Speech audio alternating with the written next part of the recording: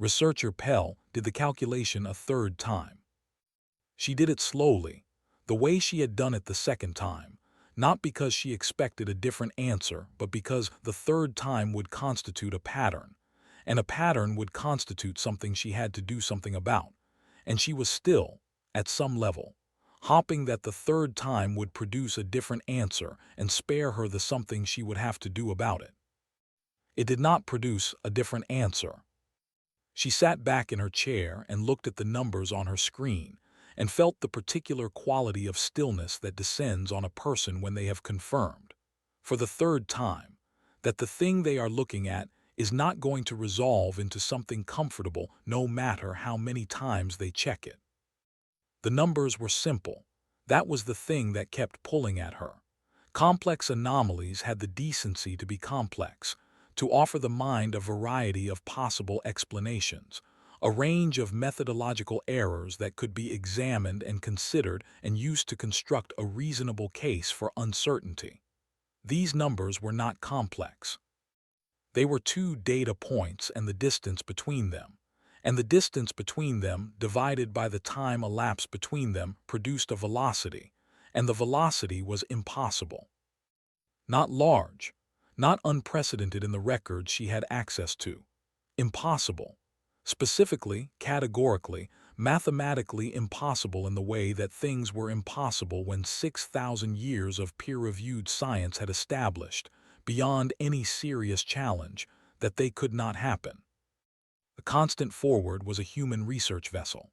It had departed Earth on the 14th day of the current month, at 6:23 station time, according to the departure records filed with the Cooperative's Transit Authority, standard procedure for any vessel leaving a member civilization space.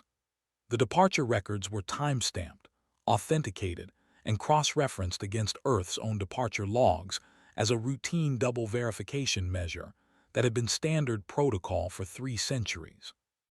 It had arrived at Karath Station, the cooperative monitoring installation at the Karath system, 400.7 light-years from Earth, 11 days, 4 hours, and 17 minutes after departure, without passing through any transit gate.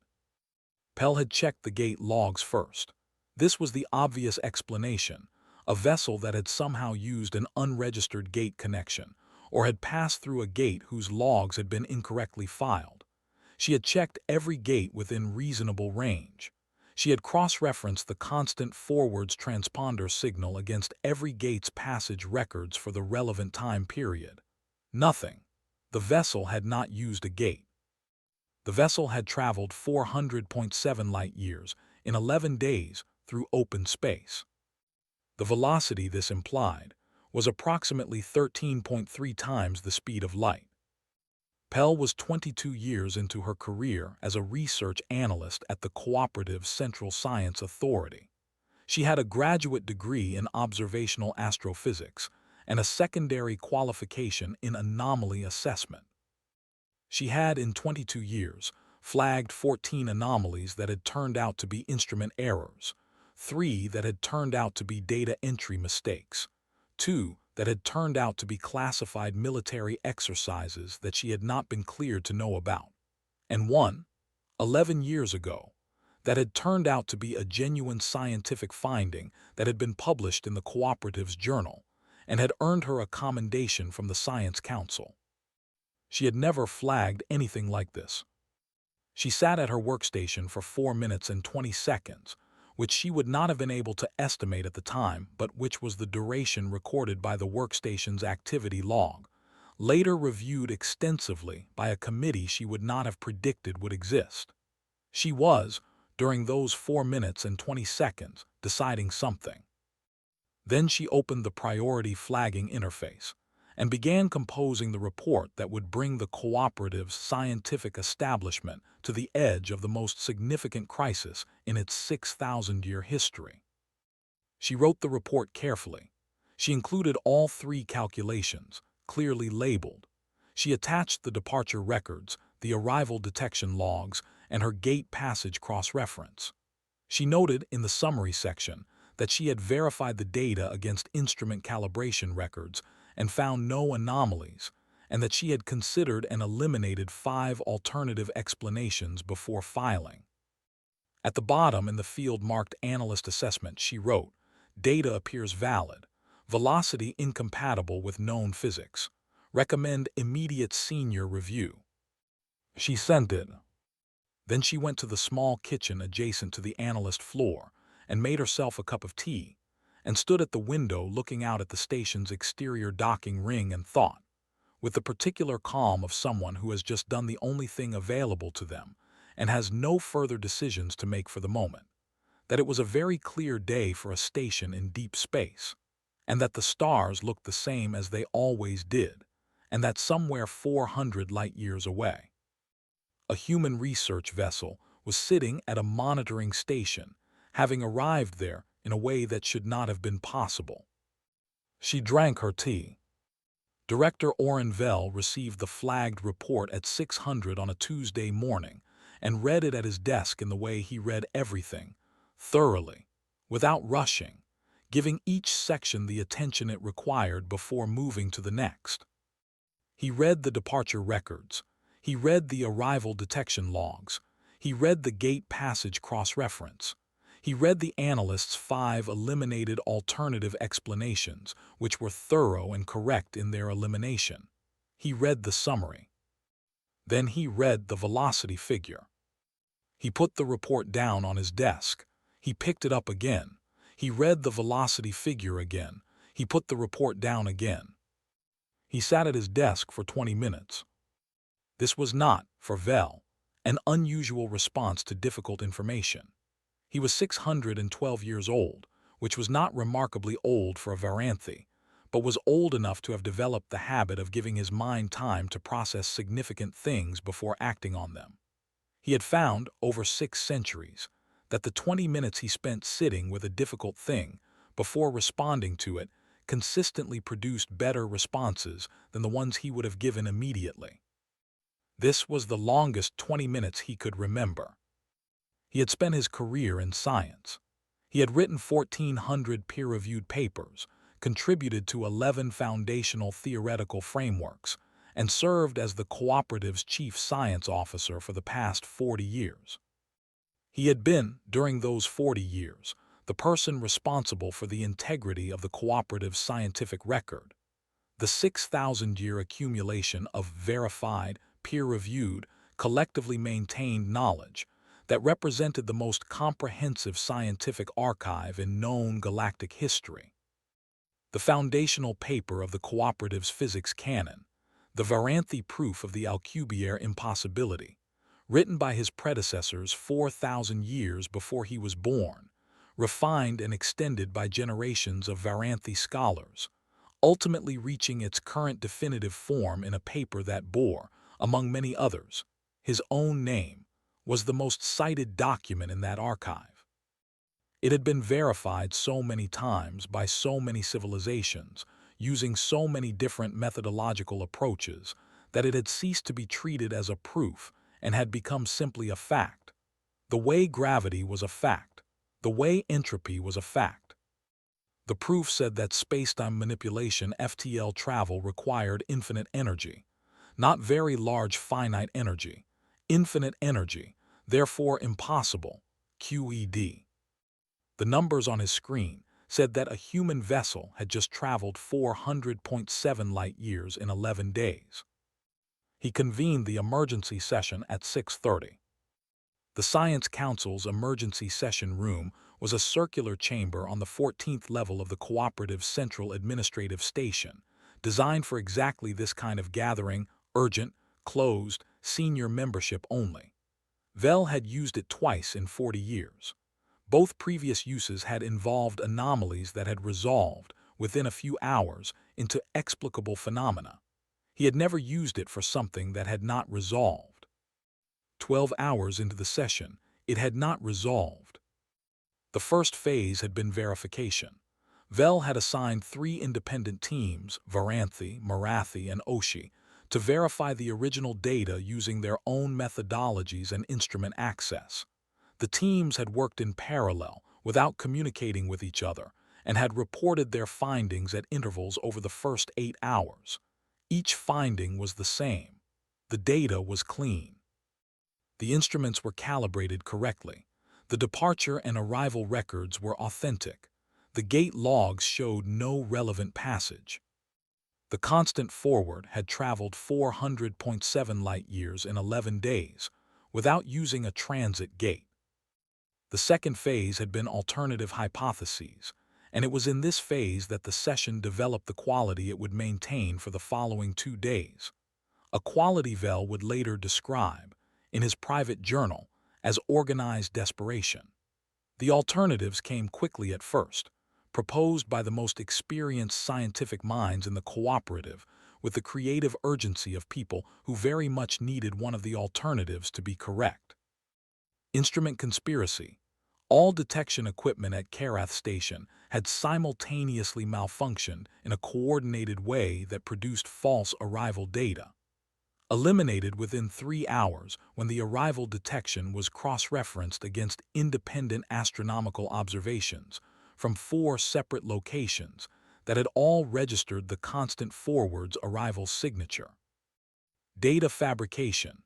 The human delegation had somehow falsified both departure and arrival records as part of an elaborate deception for purposes unknown. This hypothesis was raised by the Drethari representative, who had commercial interests in the transit gate network and was visibly the most alarmed person in the room.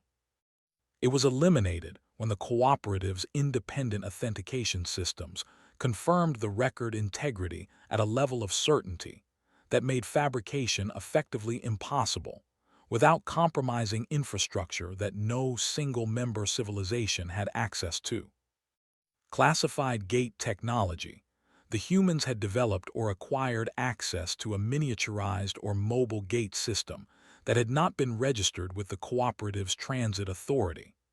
This hypothesis held the room's attention the longest because it was the most technically plausible alternative to the unthinkable option. It was eliminated after 14 hours when a thorough analysis of the constant forward's known construction specifications, energy consumption records, and physical dimensions made it impossible for the vessel to contain the energy systems that even a minimal gate installation would require. By hour 24, the alternatives had been exhausted. The room went quiet in a way that rooms almost never go quiet. Not the quiet of people waiting for someone to speak, or the quiet of a pause in a conversation.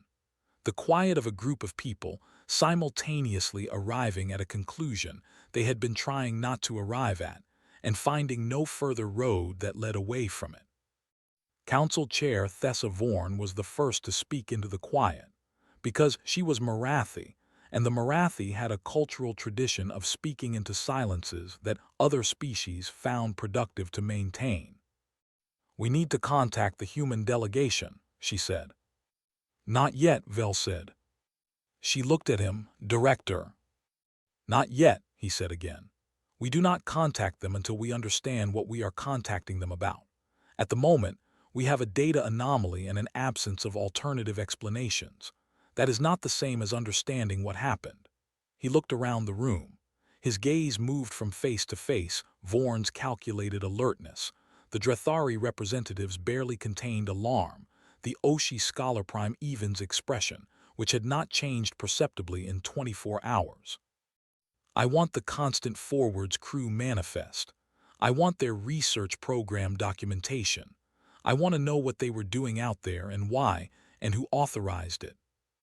The manifest arrived within the hour. The research program documentation arrived shortly after. Vell read it carefully. The constant forward stated mission was a deep space survey of the Karath system, standard procedure, not unusual, the kind of mission that member civilizations filed dozens of times per year.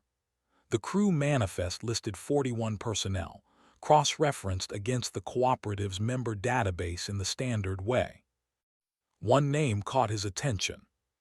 Not because it was prominent, not because it was associated with published work that had raised any flags he checked, and her publication record was modest and conventional, the record of a solid working physicist with a specialty in spacetime geometry. She had published nothing controversial, nothing that had attracted significant attention, nothing that would have prompted anyone reviewing her record to think, this is someone to watch. But she was on that ship, a spacetime geometry specialist, and the ship had done something that spacetime geometry said was impossible. He sent a query to the cooperative's publication database, not for her published work but for her submitted and rejected work, papers that had been reviewed and declined. The query required authorization to access, which he had. There were no rejected submissions under her name. He sat with that for a moment. A spacetime geometry specialist, 18 years into a career at a major human research institution, with no rejected submissions. Either she had been producing only work confident enough to publish, which was unusual, or she had been working on something she had not submitted, which meant she had been working on something she had not been ready to publish, which meant she had been working privately on something for some or all of those 18 years. He looked at the Constant Forwards mission again, authorized per the documentation 8 months ago, planned for 18 months prior to that. 18 months of planning, 18 years of private work on spacetime geometry, no published findings. He closed the documentation. He was not ready to name what he was thinking, but he was thinking it. Ambassador Dara Osai received the summons at 400, which was not a time the Science Council typically convened meetings, and which told her before she read the message's content that the meeting was not typical. She read the content. It told her very little an urgent session of the full Science Council, her presence required, the subject listed as a matter of significant concern requiring immediate discussion with the human delegation. No further detail. She dressed, prepared coffee in the small kitchen of her residential suite on the administrative station, and spent 20 minutes doing the thing she always did before significant meetings for which she had insufficient preparation time, not trying to anticipate the specifics, which was impossible without information, but reviewing her sense of the current state of every relationship in the room she was about to enter. Vel, Vorn, even. The Drethari, whose name was Counselor Harith and who was reliably difficult in proportion to how commercially threatened he felt. Each person and what she understood of them. Then she sent the standard protocol communication to Earth Science Ministry, notification of an unexpected council meeting, per procedure, and was informed in the reply that the ministry had been waiting for the Constant Forwards check-in communication, which was overdue by 36 hours, and that they had been attempting to reach the vessel through standard channels without success. She read this twice. The Constant Forward. She knew the vessel had seen the mission filing 8 months ago, the routine deep space survey to the Karath system.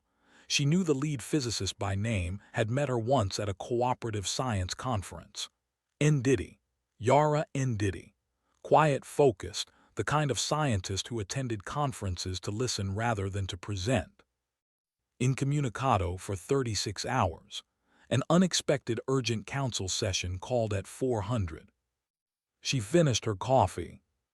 She walked to the council chamber with the particular quality of alertness that her 9 years in this role had developed.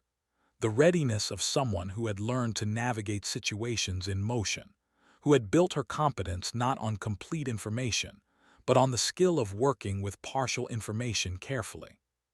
She walked in and sat down and looked at the room. Vel was at the head of the table. He had the look of a man who had not slept in 2 days, which was unusual. Varanthi were not a species that showed physical fatigue easily. Vorn was to his left, her expression careful and calibrated in a way that meant she was managing something significant beneath it. Harith of the Drethari was to the right, and she knew immediately from the set of his posture that he was frightened, which meant something economic was involved. Even of the Oshi was at the far end of the table, still, watching. They had all been here for a while. The quality of the room said so, the slightly elevated tension of people who had been together for too long with something difficult, who had metabolized the sharp edge of it into a different, more chronic form of stress. They had all been here for a while, and she had not been here at all. Ambassador Osai. Vel said, "Thank you for coming." "Of course," she said. She looked at him directly. "Director Vel, you look like you haven't slept. I would appreciate if we could move fairly quickly to the part where you tell me why." Something moved in his expression. A fractional adjustment, not quite a smile, but the Varanthe equivalent of recognizing that directness was going to be more useful than ceremony. "Yes," he said, "I think that is appropriate." He looked at the display on the table, then back at her. 3 days ago, an anomaly was detected at the Cooperative's Karath monitoring station. A vessel arrived at Karath from Earth. A pause. Without using a transit gate. Osai kept her expression neutral. This was not difficult because she was already working, her mind moving through the information quickly, connecting it to the communication from Earth's Science Ministry, to the constant forward, to the incommunicado status. "What vessel?" she said. "The constant forward," Vel said. She absorbed this, and the travel time. 11 days, 4 hours, 17 minutes. He met her eyes. The distance is 400.7 light years. She did the calculation.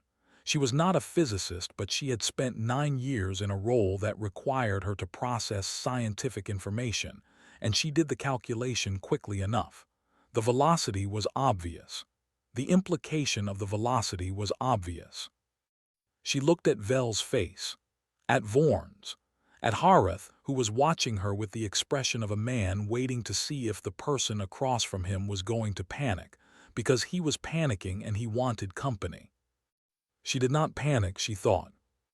She thought about Yara Ndidi, who had been at a conference 2 years ago and had listened more than she spoke, and had asked one question, at a panel on spacetime geometry theory, that Osai had noted at the time without fully understanding why. A question about the methodology of a specific historical proof, about whether a particular assumption in the foundational work had been empirically derived or theoretically assumed. She thought about 18 months of mission planning. She thought about 18 years of no rejected publications from a spacetime geometry specialist. "I need to speak with Dr. Ndidi," she said. "We thought you might," Vorn said. "We would also like to speak with Dr. Ndidi." "I understand that," Osai said. "I would like to speak with her first, before this council does." She held Vorn's gaze. "I think you understand why." Vorn was quiet for a moment, then she looked at Vel. Vel looked at Osai for a long time. She let him look. She was not performing calm, she genuinely was calm, because she had processed the information and arrived at the understanding that she was sitting in a room full of people who had been managing this for 72 hours, and who needed something from her that she could only give if she understood fully what had happened. Panic would not produce that. Defensiveness would not produce that. 20 minutes, Vel said. "A private channel, then we continue together."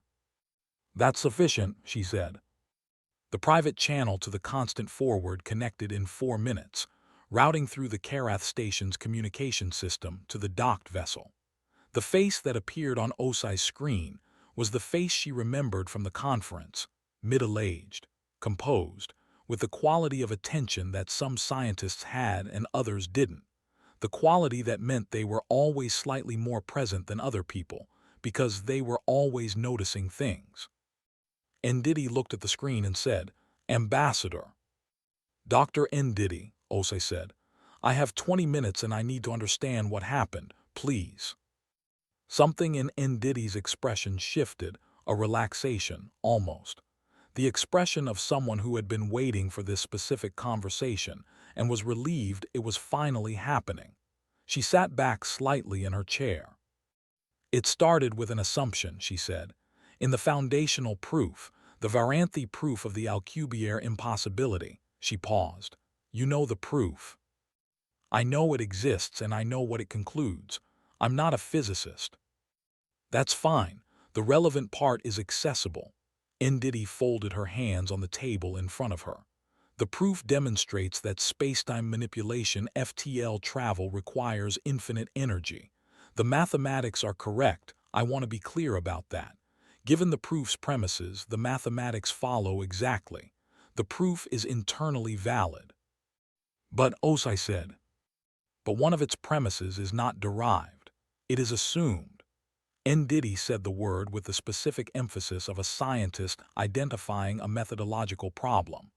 There is a step in the foundational work, step 14 in the original formulation, if you want to look it up later, where the proof assumes a specific relationship between spacetime curvature and energy density. This relationship is presented as axiomatic. It is treated, in every subsequent citation and extension of the proof, as established fact. She paused. It is not established fact. It was never empirically verified. It was assumed because it seemed intuitively correct, and then it was treated as established because the proof that relied on it was so thoroughly verified that the assumption underneath it stopped being examined. Osai was quiet for a moment. And you found this? I found it 18 years ago, Ndidi said, in my second year of postdoctoral research. I was doing a close reading of the original Varanthi proof for a survey paper, not original research, just a historical review, and I got to step 14 and I stopped. And I thought, where does this come from? And I went back through the citations and the citations of the citations, and I could not find an empirical source. I could find the assumption being used in subsequent work, and the subsequent work being cited as verification of the assumption, which is circular. But I could not find the original derivation. What did you do? I finished the survey paper and published it without mentioning what I'd found, because I was a second-year postdoc, and I had noticed what appeared to be an unjustified assumption in the most cited paper in the history of galactic physics, and I needed to be very certain I was right before I said so to anyone. She held Osai's gaze. So I spent 18 years making sure I was right. And then you built the engine. And then I derived what step 14 should have derived instead of assumed, Ndidi said. And what I derived was a different relationship, not an impossible one, not one that required infinite energy. A very demanding one. The energy requirements are extraordinary. The engineering is genuinely at the edge of what is currently achievable but finite, physically possible. She paused. I spent 8 years on the derivation and 10 years on the engineering. The constant forwards drive system is the result. Osai absorbed this. Why didn't you publish the derivation before testing it? She said. Because I knew what would happen if I published it, Ndidi said, simply. The Varanthi proof is 6,000 years old. It is the most cited document in the cooperative's entire scientific archive. 40 generations of the most distinguished physicists in the galaxy have built their careers on work that relies on it. If I published a paper saying step 14 contains an unjustified assumption, the response would not be scientific engagement. It would be institutional pressure to withdraw the claim and political pressure on the human delegation, and my career would end before I could finish the engineering. She paused. I needed the test first. I needed a result that could not be dismissed as theoretical overreach. I needed to have already arrived. You have arrived, Osai said. Yes, Ndidi said. A brief silence. Dr. Ndidi, Osai said. I'm about to go back into a room with a council that has been running for 72 hours and contains people with a range of responses to what you've done, scientific, political, economic. I need to ask you a direct question, and I need a direct answer. Yes. What does humanity want to do with this? Ndidi was quiet for a moment. That, she said, is a question for you, not me. I'm a physicist. I solved a problem. What you do with the solution, that is a diplomatic question, and I am not a diplomat. She paused. But I will say this because you asked for directness.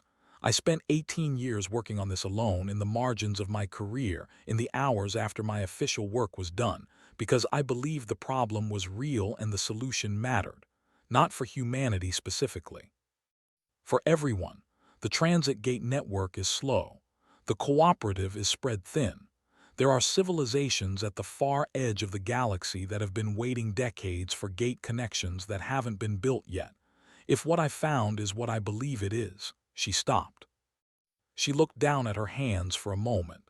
I didn't do this to give humanity an advantage. I did this because the problem was there and it needed solving. Osa held this. Then, thank you, Dr. Ndidi. Ambassador Ndidi said, good luck. She went back into the council chamber and sat down and looked at the room. She found an error in the foundational proof, she said. Not an error in the mathematics, an unjustified assumption in the premises that the mathematics were built on.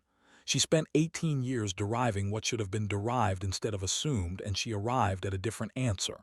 Then she spent 10 more years engineering the result. She looked at Vel. She has documentation. All of it, the derivation, the engineering specifications, the test data from the transit. She is prepared to share it.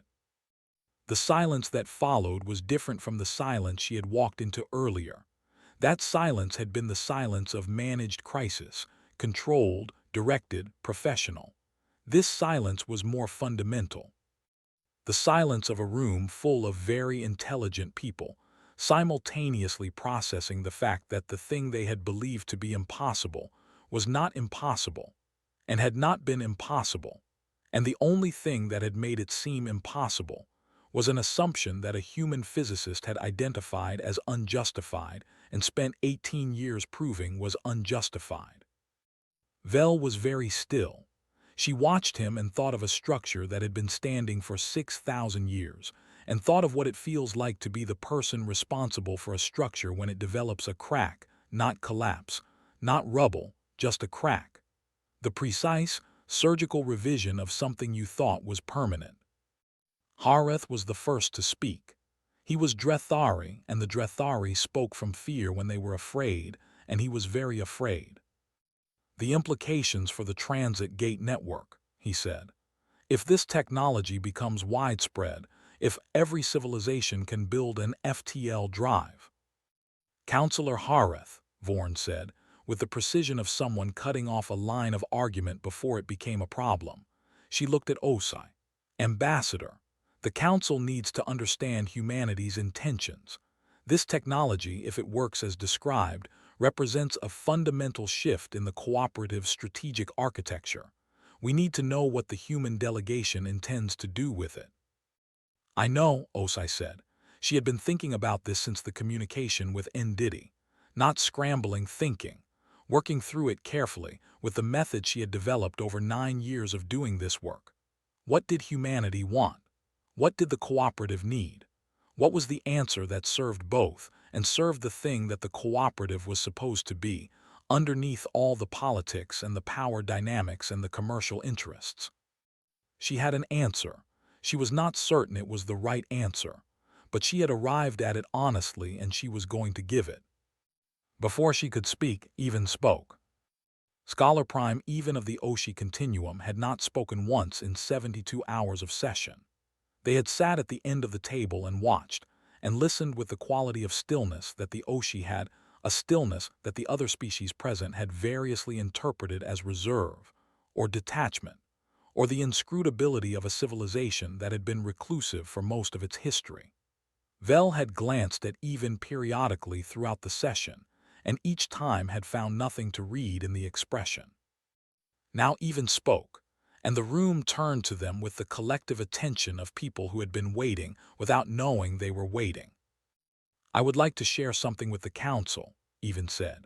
Their voice was even not deliberately so, not as a performance of calm, but with the natural quality of someone for whom evenness was simply how they sounded.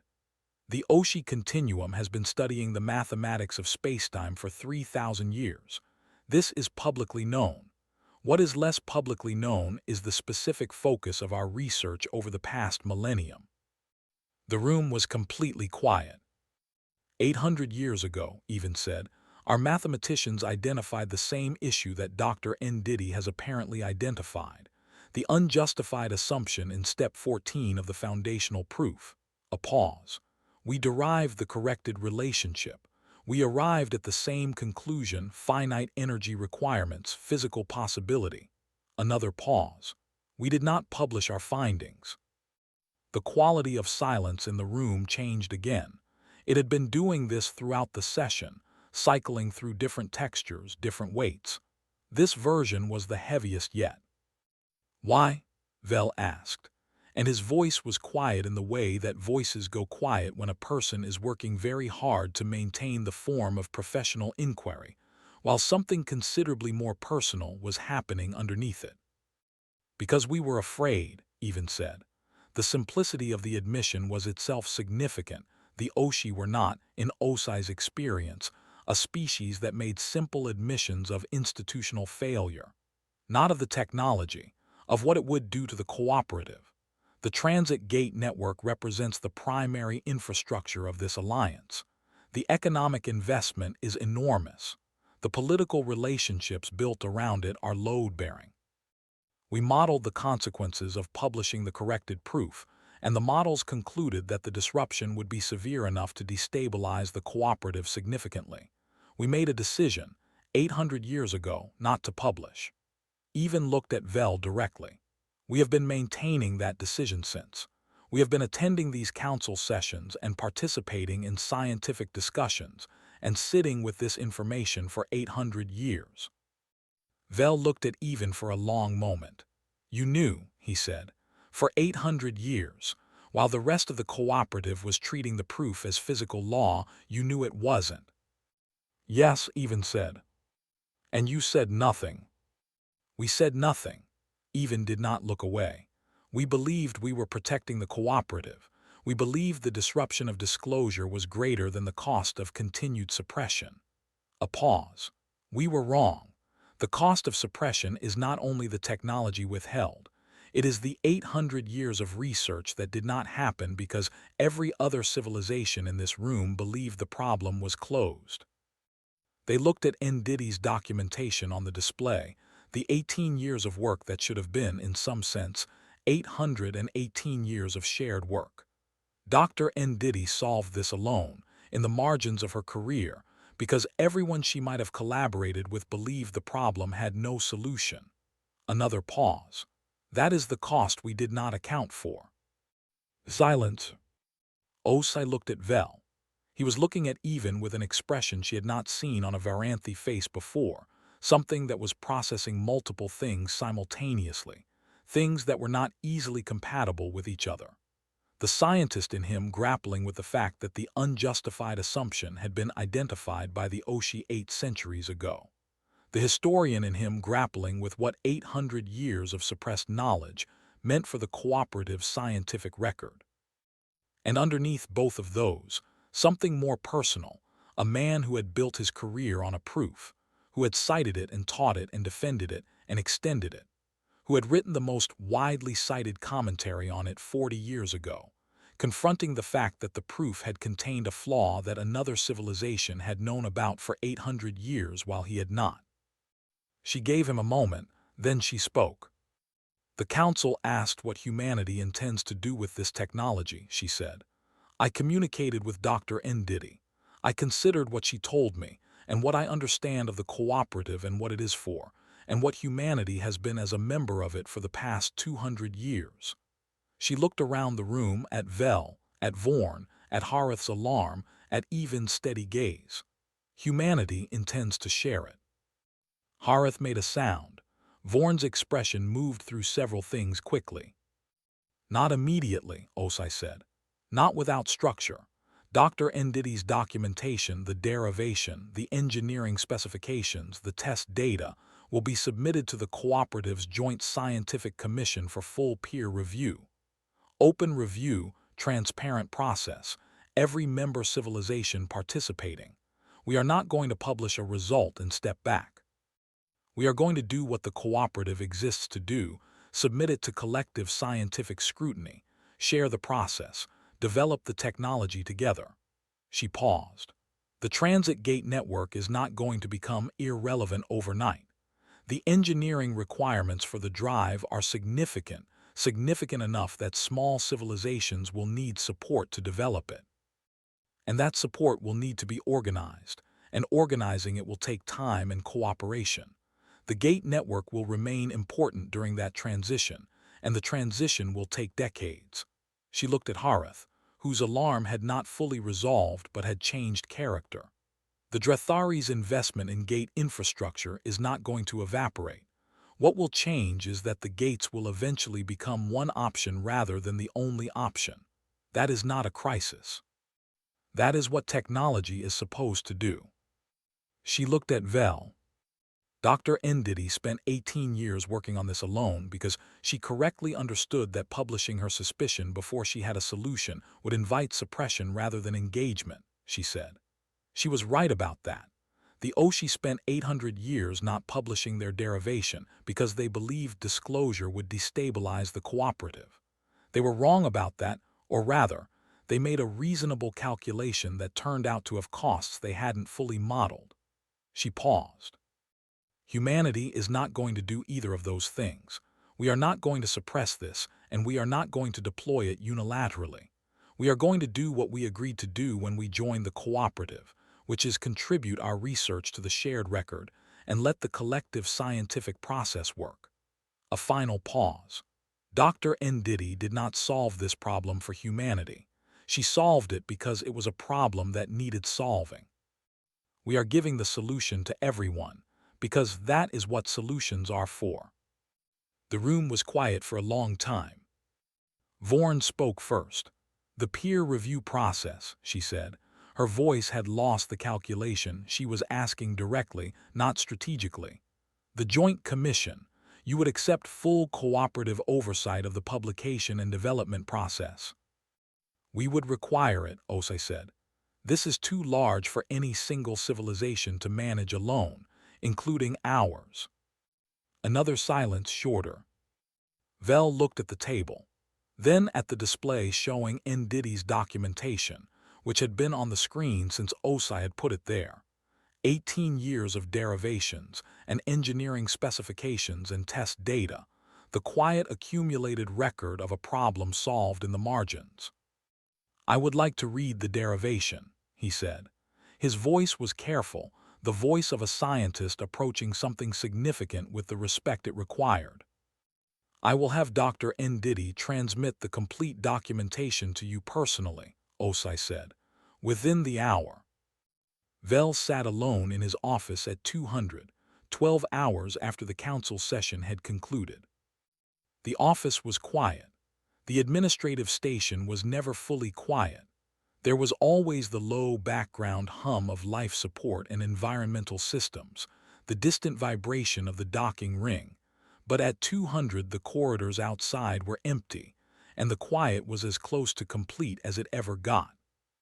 On his desk display, in two adjacent panels, were two documents. On the left, the Varanthi proof of the Alcubierre impossibility, the foundational text.